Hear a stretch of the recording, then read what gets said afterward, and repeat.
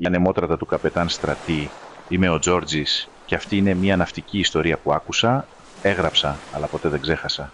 Ένας γέρος έμπειρος ψαράς μου είπε ότι κάποτε μέσα στην πυκνή, απόκοσμη ομίχλη μιας χειμωνιάτικης μέρας, μια παλιά ανεμότρατα εμφανίστηκε ξαφνικά ακυβέρνητη σε ένα λιμάνι των Κυκλάδων. Έπλε ενοχελικά μέχρι που προσάραξε στην προβλήτα δίχως ψυχή στο κατάστρωμα, ενώ τα ξεσκισμένα πανιά της σφύριζαν παράξενα στο χαλαρό αέρα.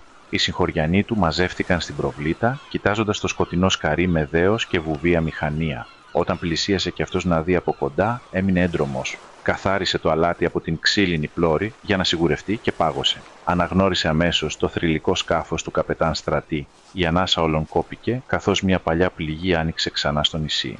Η συγκεκριμένη τράτα, μαζί με τον καπετάνιο της, είχε βγει για ψάρεμα στο Αιγαίο και δεν γύρισε ποτέ, πριν από ακριβώς 10 ολόκληρα χρόνια. Τέλος ιστορίας. Sea Crossings Audiobooks, εκεί όπου οι ιστορίες δεν διαβάζονται, ακούγονται